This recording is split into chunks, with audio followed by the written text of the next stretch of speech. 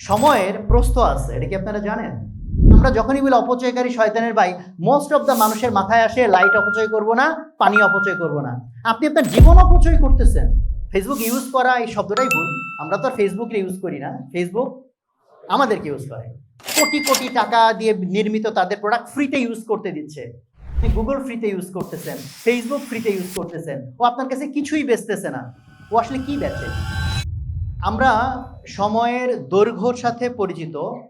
সময়ের দৈর্ঘ্য বলতে কতক্ষণ, আমরা একটা কথা বলি না যে কতক্ষণ, বললেন যে ভাই 1 ঘন্টা 2 ঘন্টা 3 ঘন্টা, এটাকে বলে সময়ের দৈর্ঘ্য, রাইট? সময়ের প্রস্থ আছে, এটা কি আপনারা জানেন? প্রোডাক্টিভিটির মেইন জিনিসটা হলো সময়ের দৈর্ঘ্য আপনি চেঞ্জ করতে পারবেন না। আপনার 1 ঘন্টা, আমার 1 ঘন্টা, ওনার 1 ঘন্টা আলাদা না সমান, কিন্তু সময়ের প্রস্থ চেঞ্জ করা যায়। ধরেন যে 2টা টিউব বা 2টা নল বা এরকম কিছু একটা, সবগুলা হচ্ছে এইটুক করে লম্বা লম্বা, বাট একটা হচ্ছে এরকম চিকন, আর একটা মোটা, আর একটা এত মোটা। আমি যদি পানি রাখতে যাই, লম্বাই কিন্তু সব সমান, পানি কি সমান ধরবে না অনেক কম বেশি ধরবে? কিসের উপর নির্ভর করবে? প্রস্থ কত বেশি।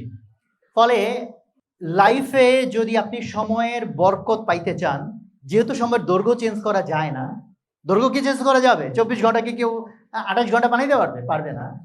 তাহলে বাড়াইতে হবে সময়ের প্রস্থ। সময়ের প্রস্থ আবার কি? এটা নিশ্চয়ই মনে হইতেই পারে যে এটা আবার কি জিনিস। আল্লাহ তাআলা যখন সময়ের মধ্যে বারাকা ঢেলে দেন, তখন সময়ের প্রস্থ, যে কারণে আমরা বুজুর্গদের অনেক আমলের কথা জানবো যে ওনারা এক জীবনে যত কিছু লিখছেন, যত কিছু পড়ছেন, হিসাব মিলে না যে এইটুকু সময়ের ভিতরে এত কাজ কেমনে হইল। তো আমাদের বর্তমান সময়ে প্রবলেমটা হচ্ছে যে সময়ের দৈর্ঘ্য তো সময়ের দৈর্ঘ্য, যেটা ফিক্স আছে সবার জন্য ফিক্স।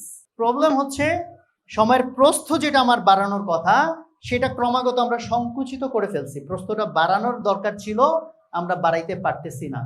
সময়ের প্রস্থের ফিলিং আপনারা আপনাদের জীবনে হয়তো কখনো কখনো পেয়েছেন।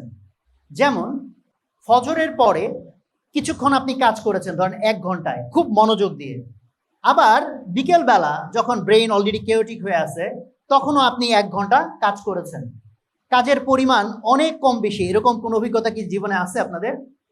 যে সকালে খুব ফ্রেশ মাইন্ডের কাজ, ফোকাসড, আর বিকালে যখন আমি ব্রেইন খুব ডিফোকাসড হয়ে আছে, এরকম অভিজ্ঞতা কি এখানে কারো আছে কিনা?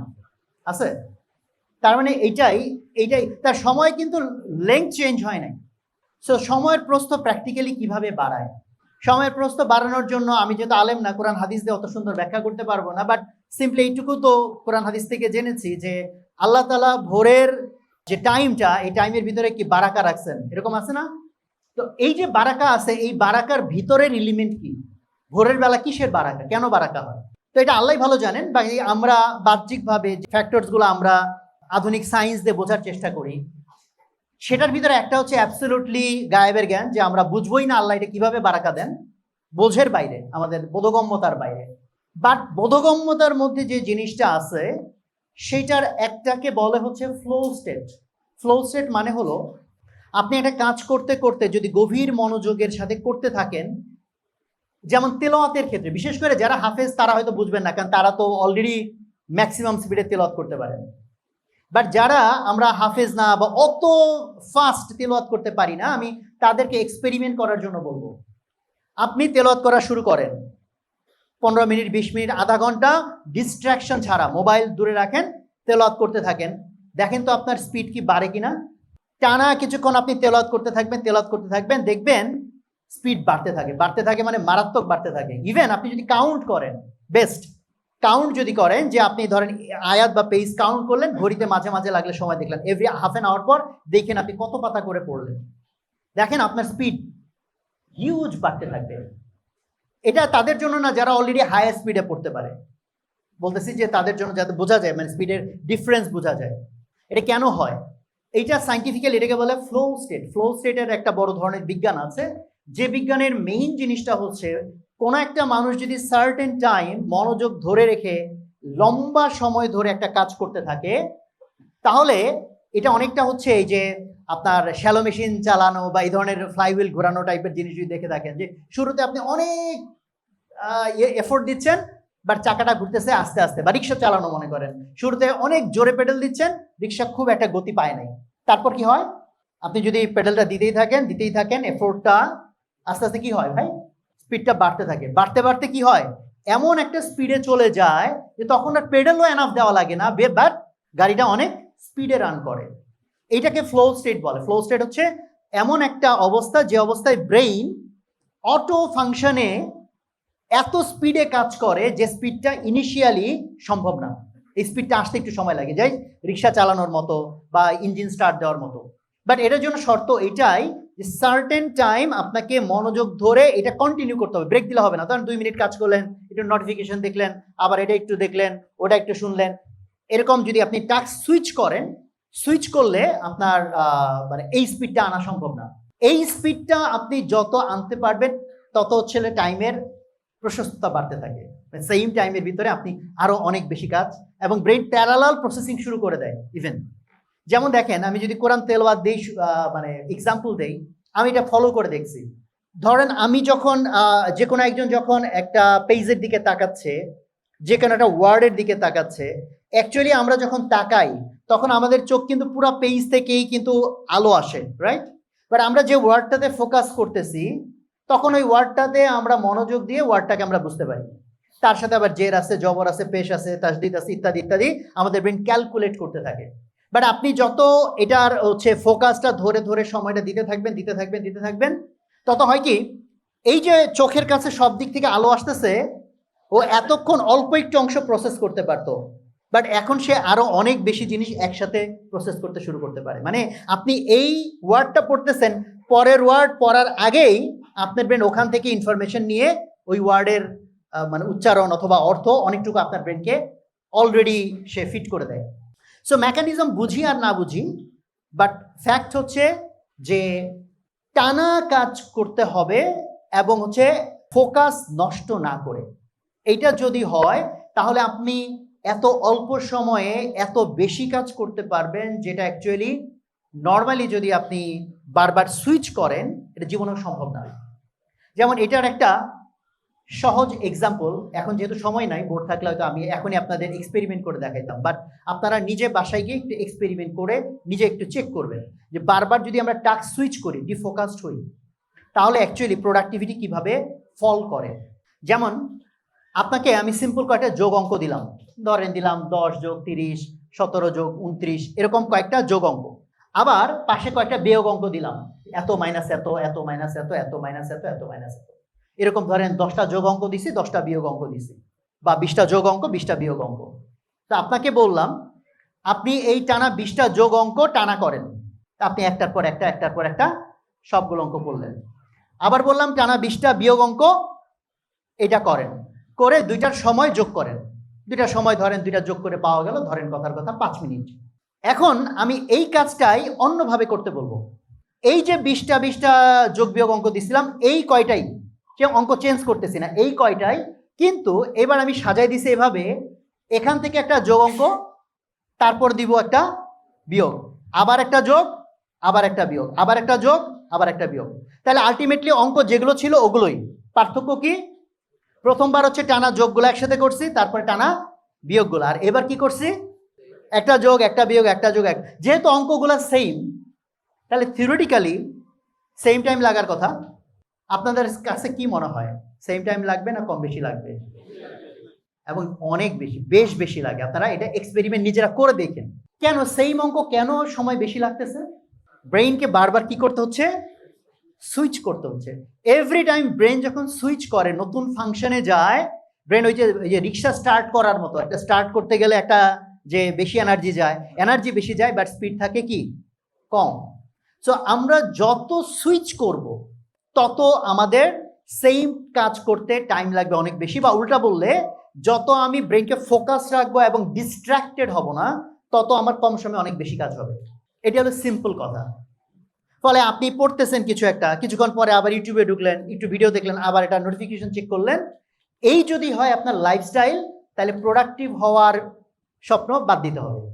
সো একজন আমাকে কোয়েশ্চেন করেছিল যে মাহমুদুল হাসান সোহাগ হোসেন, আপনার কোনো ইয়ে আছে কিনা? তা আলহামদুলিল্লাহ, যে আল্লাহ তাআলা যতটুকু যা আমার লাইফে দিছে তার জন্য শুকরিয়া, বাট আমি এখনো মনে করি না যে খুব বেশি কিছু করে ফেলছি লাইফে। তবে যতটুকু আল্লাহ তাআলা দিছেন তার মধ্যে আল্লাহ যে যোগ্যতাগুলো দিছেন ওইটার ভিতরে কোন যোগ্যতাটা আমি যদি ক্যালকুলেট করি যে এটা হয়তো আমি যতটুকু আল্লাহ করতে সামর্থ্য দিচ্ছেন এর পিছনে ভূমিকা রাখছে। এটার ভিতরে একটা বললে হয়তো আমি বলবো আমার মাইন্ড কন্ট্রোল, আর দুইটা বললে হয়তো আমি সাথে বলবো পজিটিভিটি। আমি যে কোনো সিচুয়েশনে খুব পজিটিভ থাকার চেষ্টা করি বা ওর মধ্যে পজিটিভ চিন্তা করি। সো মাইন্ড কন্ট্রোলের যে বিষয়টা, এটা আমি জানি না, কারণ এগুলো আল্লাহ তাআলার দেওয়া, যে এটা আমার ভিতরে কিভাবে হয়েছে। বাট ছোটবেলায় আমাকে কেউ এটা বলে নাই, কেউ ইন্সপায়ার করে নাই, কেউ শিখায় নাই, বাট আমি একটা এক্সপেরিমেন্ট নিজে নিজে করতাম। ধরা যাক আমার খুব চানাচুর খাইতে ইচ্ছে করছে, আব্বা আম্মাকে বললেই কিনে দিবে, বাট আমি মনে মনে মনে করতাম দেখি আমি চানাচুরটা না খেয়ে পারি কিনা, মনের সাথে যুদ্ধ করতাম। মানে এটার জন্য কোনো বেনিফিট ছিল না, কেউ আমাকে বলে নাই। কোন একটা ড্রেস খুব পছন্দ হয়েছে, ইচ্ছা করে মনের সাথে ফাইট নিতাম, আমি এই ড্রেস কিনবো না। এটা কেন করতাম আমি জানি না, বাট এই প্রক্রিয়াটা মেবি এটাকে আমার এই মনকে নিয়ন্ত্রণ করার যে যতটুকু যোগ্যতা, সেটাকে আই থিঙ্ক আরো এনহ্যান্স করছে, আরো শক্তিশালী করছে হয়তো। যে কারণে ধরেন আমার মাইন্ড কন্ট্রোল যে খুব পারফেক্ট ডেফিনেটলি না, এটা নিয়ে আমারও স্ট্রাগল করতে হয়। বিশেষ করে রিসেন্ট টাইমে এটার নিয়ন্ত্রণ নিয়ে আমাকে বেশ স্ট্রাগল করতে হয়, বরং আগে আমার মাইন্ড কন্ট্রোল মাচ বেটার ছিল, ইদানিং বরং ওখানে আমার ল্যাপস হয়েছে। বাট যেমন আমি কোক, পেপসি, ফান্টা এসব খাই না প্রায় 23 বছর ধরে। এবং আমি যখন ছাড়ছিলাম 2003 সাল, যখন হচ্ছে আমেরিকা ইরাক আক্রমণ করে, তখন তো আমি ছিলাম না, ইসলামিক টাইপ ছিলাম না, বাম টাইপের ছিলাম, নাস্তিক টাইপের ছিলাম। বাট তখন হচ্ছে আমেরিকা যে আক্রমণ করছে ওটাকে আবার বামপন্থী যারা, তারাও এটাকে সাম্রাজ্যবাদী আক্রমণের বিরুদ্ধে বয়কট আন্দোলন করছে। আমিও সেই বয়কটে জয়েন করে কোক ছাড়ছিলাম। তো যে কোনো বয়কটে কি হয়, ছাড়ার পরে 1 মাস, 2 মাস, 3 মাস পরে সবাই আবার back to the pavilion. But আমি এটা 23 বছর কন্টিনিউ করছি, আজকে কত 23 বছরই হবে। তো এখন এই 23 বছরে খেয়াল করেন, এবং মাঝখানে কিছুদিন তখন বাংলাদেশি কোনো ড্রিঙ্ক ছিল না, 2003 সাল। পরবর্তীতে বাংলাদেশি ড্রিঙ্ক যে মোজো টোজো আসছে, কিছুদিন আমি মাঝখানে মোজো খাইছিলাম, এখন যেমন আমি কিছুই খাই না, মানে কোল্ড ড্রিঙ্কস খাই না। বাট চিন্তা করেন ওই আমলে 2003 সাল, তখন আমি স্টুডেন্ট, গরমের দিনে বিশেষ করে সবাই কোল্ড ড্রিঙ্কস খাচ্ছে, যে কোনো বাসায় দাওয়াত খাইতে গেলে সবাই কোল্ড ড্রিঙ্কস খাচ্ছে, বিশেষ করে গরমের দিনে। দেন আমাকে এভরি মুমেন্ট নিজের সাথে ফাইট করতে হচ্ছে যে আমি এটা খাবো না। এটা কি ইজি? ডিফিকাল্ট। কিন্তু যে কোনো মাসল, যেমন ধরেন আপনি আপনার হ্যান্ড মাসল করতে চান, তাহলে কি একবার এরকম করলেন আর মাসল হয়ে যাবে? সো এভরি টাইম আপনি যখন এটাকে কি করবেন, বারবার বারবার পুশ করবেন, তখন এটা মাসল গ্রো করে। সো আপনার মাইন্ডের যে কন্ট্রোল পাওয়ার, এটাকে যদি মাসল হিসেবে মনে করেন, সো এটাকে যদি স্ট্রেস না দেন, এটাকে যদি আপনি ব্যায়ামের মধ্যে, ব্যায়াম মানে কি রিপিটেটিভলি একটা জিনিস করা, যে না দেন, তো এটা স্ট্রং কিভাবে হবে? বুঝাইতে পারছি কিনা আমি? সো এই কথাটার সাথে আগের কথা আমি কানেক্ট করার জন্য বলতেছি যে আমাদের প্রোডাক্টিভিটির প্রবলেমের মেইন প্রবলেম হচ্ছে মাইন্ডের উপর কন্ট্রোল নাই। কি নাই? মাইন্ডের উপর কন্ট্রোল নাই। যেমন ফেসবুক আমি ইউজ করি না বহুত বছর। ফেসবুক ইউজ করা এই শব্দটাই ভুল, আমরা তো আর ফেসবুক ইউজ করি না, ফেসবুক আমাদেরকে ইউজ করে। তো ফেসবুক আমাকে ইউজ করতে পারে না অনেক বছর হয়ে গেছে, সেন্টেন্সটা একটু কারেক্ট করলাম। বাট আমার 2017 সালে সরকার কোচিং বন্ধ করতে নিছিল, তখন গিয়ে আমি কয়েকদিন ফেসবুক চালাইছি, তখন গিয়ে বিভিন্ন ক্যাম্পেইন রান করা লাগছে আমার, যে কারণে বোধহয় আমি 1 মাস বা 1.5 মাস ফেসবুক রান করছিলাম। নাম্বার 2, আমি 2024-এর 5ই আগস্টের আগে পিছে ওরকম সময়ে বেশ কিছুদিন ফেসবুক ইউজ করছিলাম। সো যেহেতু লম্বা সময় ধরে ফেসবুক ইউজ করি না, মেবি 10, 12, 15 বছর হয়ে গেছে মেবি, যখন মানে ওই অ্যাক্টিভ ছিলাম সেখান থেকে। বাট এই যে আমি 2বার আমার কাজের কারণে 1-1.5 মাস ফেসবুক ইউজ করতে হয়েছিল, তার ফলে আমার কাছে জিনিসটা আরো বেশি প্রকট যে এই জিনিস মানুষ চালাবে আর সে প্রোডাক্টিভ হবে, এটা কি কোনোভাবে সম্ভব? মানে অ্যাটলিস্ট আমার কাছে এটার অ্যান্সার নাই। আমি বলতে পারি যে ভাই আপনি হয়তো মাইন্ড কন্ট্রোলের বিশাল মাস্টার, ভাই আমার মাইন্ড কন্ট্রোলের আমি এমন মাস্টার, ফেসবুক চালাই কিন্তু ফেসবুক আমার কিছুই করতে পারে না। ভাই আমি অ্যাটলিস্ট জেনারেল মানুষের চেয়ে তো অ্যাটলিস্ট আমার মাইন্ড কন্ট্রোল কিছুটা হইলেও ভালো, মানে অনেক ফাটাফাটি না হোক। বাট এই আমি ফেসবুক এমনভাবে গ্রাস করে ফেলে, কারণ ওই 1 মাস আমি যে চালাইছিলাম 1 মাস, 1.5 মাস বা এরকম একটা টাইম ফ্রেম, আমার মনে হয় আবার ব্রেইন ঠান্ডা করতে আমার মনে হয় আরো 3-4 মাস গেছে। মানে ওটা এমনভাবে ব্রেইনকে ক্যাপচার করে ফেলে, দেন আমি যখন ইভেন অ্যাপ ডিলিট করে দিছি, তারপরে দেখি যে মাঝে মাঝে, মানে ওইটার পর মাঝে মাঝে দেখতেছি মোবাইলে আমার অটোমেটিক হাত গেছে, আনলক করছি, আমি কি দেখতেছি আমি জানি না, বাট অটোমেটিক বারবার দেখি মোবাইল ধরতেছি। বারবার দেখি মোবাইলের দিকে আমার নজর যাচ্ছে। তো আমি এটা একটা এক্সাম্পল বললাম যে কেন ফেসবুক, ইউটিউব বা এই যে সোশ্যাল মিডিয়া টাইপের জিনিসগুলো, এর অ্যালগোরিদম যে ডিজাইন করা, এটা তো অ্যাকচুয়ালি এখন তো অনেকগুলা রিসার্চ দ্বারা প্রমাণিত যে ড্রাগস দ্বারা অ্যাডিক্টেড হলে যে অ্যাডিকশন, এটা কোনোভাবেই ডিফারেন্ট অ্যাডিকশন না। এবং ছোট ছোট বাচ্চাদের উপর এই প্রভাব আরো ভালো দেখা যায়, যে ইভেন বাচ্চারা যারা ছোটবেলা থেকে এইসব ডোপামিনের মধ্যে সাগরে হাবুডুবু খেয়ে খেয়ে বড় হয়, ওদের থেকে মোবাইল কেড়ে নিলে ওর যে রেসপন্স, একটা ড্রাগ এডিক্টকে ড্রাগ নিতে না দিলে যে রেসপন্স, একই রকম রেসপন্স। এবং এখন যেমন ড্রাগ এডিক্টদেরকে ওই যে রিহ্যাবিলিটেশন সেন্টারে নিতে হয়, কিছুদিন পর আমার ধারণা মোবাইল অ্যাডিকশন যারা অ্যাটলিস্ট ছাড়তে চাইবে তাদেরকে একদম রিহ্যাবিলিটেশনে নিতে হবে, তাছাড়া উপায় নেই। বিলিভ মি, রিহ্যাবিলিটেশনে নেওয়া ছাড়া উপায় নাই। সো ফেসবুক স্পেসিফিক্যালি বলতেছি না, যা কিছু আপনার কন্টিনিউয়াস ডোপামিন রিলিজ করায়, অর্থহীন, এবং এই জিনিসগুলো ডিজাইনই করা হয়েছে আপনাকে কোটি কোটি টাকা দিয়ে নির্মিত তাদের প্রোডাক্ট ফ্রিতে ইউজ করতে দিচ্ছে। ও আপনার কাছে কিছুই বেচতেছেন, আপনি গুগল ফ্রিতে ইউজ করতেছেন, ফেসবুক ফ্রিতে ইউজ করতেছেন, ও আপনার কাছে কিছুই বেচতেছে না। ও আসলে কি বেচে? ও আপনাকেই বেচে। কারণ আপনার টাইম যতক্ষণ ও আটকায় রাখতে পারবে, আপনাকে তত অ্যাড দেখাবে, ও তত আর্ন করবে। ফলে একটা মানুষ যে প্রোডাক্টিভ হইতে চায়, যে সময়কে মূল্য দেয়, যে আল্লাহ তাআলা যে বলছে যে তো অপচয়কারী শয়তানের ভাই, এটাকে ট্রুলি বিলিভ করে, সে কিভাবে এইসব চালাইতে পারে? আপনি বলতে পারেন ভাই এটা অপচয়কারী শয়তানের ভাইয়ের সাথে কি সম্পর্ক? দেখেন, আমরা যখনই বলি অপচয়কারী শয়তানের ভাই, মোস্ট অফ দ্য মানুষের মাথায় আসে লাইট অপচয় করব না, পানি অপচয় করব না। আপনি আপনার জীবন অপচয় করতেছেন, আপনি সময় অপচয় করতেছেন।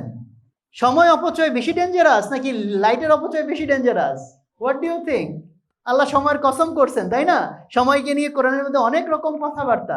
Because time is such a resource যে আল্লাহ সুবহানাহু ওয়া তাআলা প্রত্যেকটা মানুষকে ভিন্ন ভিন্ন যোগ্যতা দিয়েছেন, বাট প্রত্যেকটা মানুষের দিনে কত ঘন্টা, এই একটা জিনিসে সবাই আমরা সমান। খেয়াল করেন, প্রত্যেকটা মানুষের দিন কত ঘন্টায়, এই জায়গায় কি সবাই সমান। বাদ বাকি কারো আল্লাহ টাকা বেশি দিচ্ছেন, কারো ক্ষমতা বেশি দিচ্ছেন, কারো সৌন্দর্য দিচ্ছেন, কারো জ্ঞান দিচ্ছেন, অনেক কিছু নিয়ে ভ্যারিয়েশন আছে, বাট এই একটাতে সমান। ফলে কি আখেরাতে গিয়ে যদি কমপ্লেন করার সুযোগ থাকে, আল্লাহকে যদি আপনি কমপ্লেন করতে চান, আল্লাহ তুমি তো এর টাকা বেশি দিছো, এর বুদ্ধি বেশি দিছো, আমার তো এটা কম দিছো, ওইটা কম দিছো, আল্লাহ বলবেন একদিনে যত ঘন্টা এটা তো সমান দিছি। এটা যদি সমান দেই, বাকি কিছু কম বেশি করলে কি আসে যায়? কারণ এটা এমন রিসোর্স, যে রিসোর্স যদি আপনি প্রপারলি ইউজ করেন, তাহলে লাইফে আপনার যা গেইন করা দরকার, যা অর্জন করা দরকার, সেটা পসিবল। বাট সেই টাইমটাকে রাইটলি ইউজ করা। ফলে অপচয়কারী শয়তানের ভাই, এই কথাটার মিনিং যাতে শুধু ওইখানে আটকায় না থাকে, এটা শুধু পানি আর বিদ্যুৎ, তার চেয়ে অনেক বেশি মূল্যবান আল্লাহ তাআলার নিয়ামত কি? সময় এবং আপনার জীবন। কারণ এক হচ্ছে সময়, সময়ের সাথে আপনার জীবন। বিকজ আপনার যে ব্রেইনের ফাংশন, যে ক্যাপাসিটি আল্লাহ সুবহানাহু ওয়া তাআলা দিছে, সেইটা আপনি ডোপামিন জাস্ট বারবার রিলিজ করে করে করে ব্রেইনের ক্যাপাসিটি নষ্ট করতেছেন। তাহলে আপনি আপনার ব্রেইনকে কি নষ্ট করতেছেন না? ব্রেইনকে কি আপনি অপচয় করতেছেন না? তাহলে এটার জন্য আল্লাহ ধরবে না। তাহলে দেখেন, আমরা প্রত্যেকটা মানুষ আজকে মনে হয় যেন পাগল হয়ে গেছি। কেন? যে আমরা আমাদের বিরুদ্ধে কাজ করতেছি।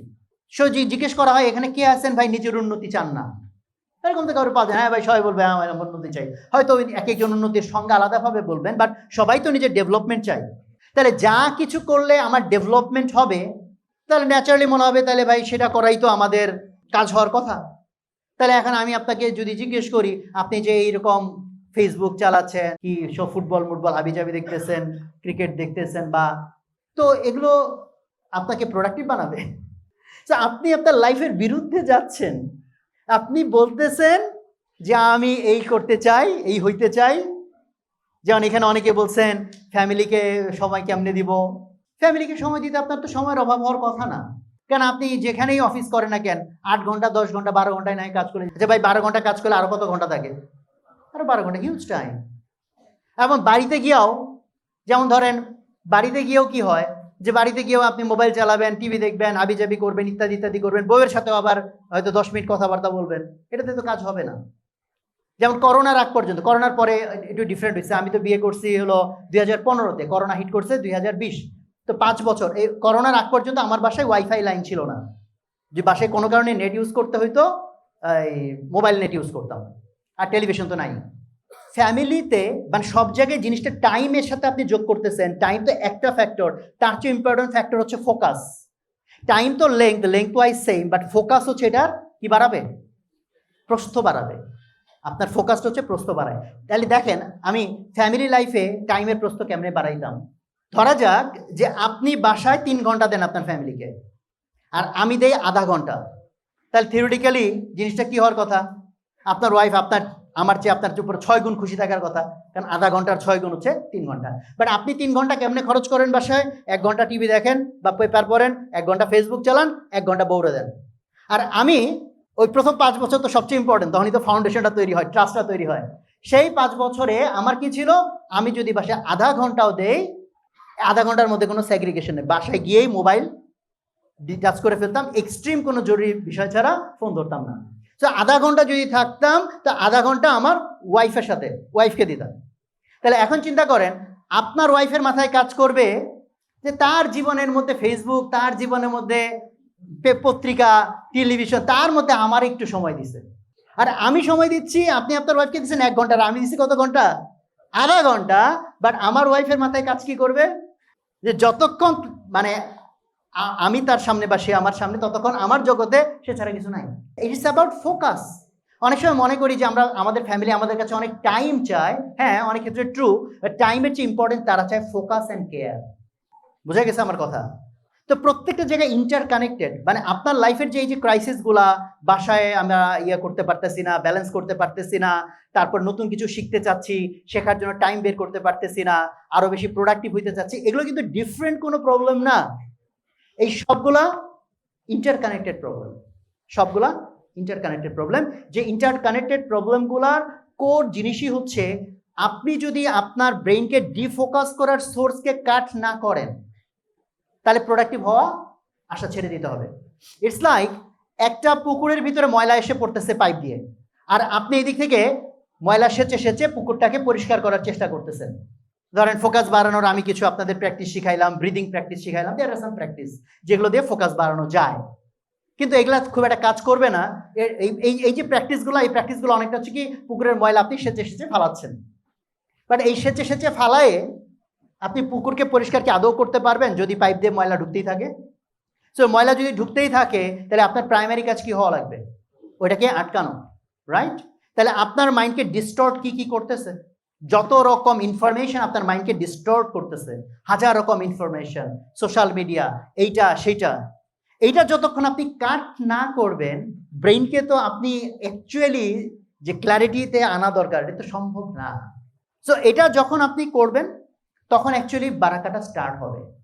তখন দেখবেন আপনার হাতে অনেক বেশি সময়, এবং যে কোনো কাজ করতে গেলে আপনার অনেক কম সময়, আপনি তার চেয়ে কমপ্লেক্স টাস্ক আরো কম সময় করতেছেন। এবং এটার জন্য আরো ভালো হচ্ছে, টাস্ক আপনি সুইচ করবেন না নিয়মিত, রেদার একটা কাজ যেটা ধরবেন টানা লম্বা যতক্ষণ আপনি করতে পারেন এটা চেষ্টা করবেন, তারপর একটা ব্রেক নেন, তারপর আবার সুইচ করেন, কিন্তু বারবার সুইচ না। যে ওই যে যোগ বিয়োগ অঙ্কের যে উদাহরণটা বললাম, ফলে যেমন আমি রিয়েল টাইম কিন্তু ফোন অলমোস্ট ধরি না, খুব কম, এবং আমার হোয়াটসঅ্যাপে লেখাই আছে যে আমি রিয়েল টাইম ইউজার না, আমি এটা ব্যাচ প্রসেসিং করি। সো আমি এটা মিটিং করতেছি বা একটা ইনডেপথ কাজ করতেছি, দেন আমি যখন এর থেকে ফারাক হইতেছি, তখন হয়তো আমি 10 মিনিট 15 মিনিট বা সার্টেন একটা টাইম আমার হোয়াটসঅ্যাপ চেক করা, মেসেজ চেক করার জন্য আমি হয়তো অ্যালোকেট করতেছি।